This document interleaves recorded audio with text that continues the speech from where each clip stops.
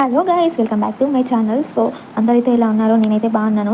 ఈ వీడియో వచ్చేసి మాత్రం బోనాలు ఫుల్ వీడియో అండి, అస్సలు మిస్ అవ్వకుండా చూడండి. లాస్ట్ క్లిప్ మాత్రం అస్సలు మిస్ కాకండి. సో చూడండి. సో ఫస్ట్ అయితే ఎవరైతే మాకు బోనం చెల్లించే వాళ్ళు ఉంటారో వాళ్ళైతే వచ్చిళ్ళు.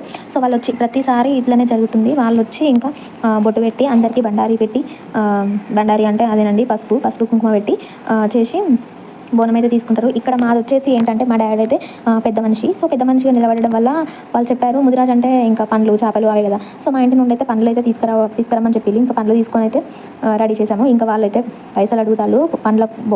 పండ్ల బుట్టకి ఎంత పైసలు పెడతావో పెట్టు అంటే, ఇంకా మా డాడీ అయితే ఒక 1000 రూపీస్ అయితే అట్లా పెట్టాడు. ఇంకా అది అయిపోయింది. ఇంకా మీకు ఈ వీడియోలో కొన్ని క్లిప్లు మాత్రం నేను నార్మల్గానే చూపిస్తాను సౌండ్తో. సో ఇక్కడైతే దిష్టి తీసేళ్ళు, అదే గుమ్మడికాయతోనే దిష్టి తీసేసి అట్లనే డీజే కూడా పెట్టిళ్ళు. కానీ వాళ్ళు మాత్రం ఎవరిని డ్యాన్స్ చేయకుండా వాళ్ళు మాత్రమే డ్యాన్స్ చేసి పోతరాజు వేషం వేసి సో వాళ్ళు మాత్రమే చేసిళ్ళు, బాగా చేసిళ్ళు. ప్రతిసారితో పోల్చుకుంటే మాత్రం ఈసారి మాత్రం బాగా చేసిళ్ళు. సో ఇంకేముంది, టెంపుల్కి అయితే వచ్చేసాము. టెంపుల్కి వచ్చేసిన తర్వాత ప్రదక్షిణాలు చేస్తున్నాము. సో మీకు ఫస్ట్ అయితే నేను చెప్పాను కదా, ఇక్కడ పండ్లగంప చేసాము మేము, మా ఇంటి నుండి పండ్లగంప గుడికి వెళ్తుంది అని. సో ఇక్కడ పండ్లగంప చేసిన మా డాడీని అయితే పండ్లమ్ము అని చెప్పారు వాళ్ళు.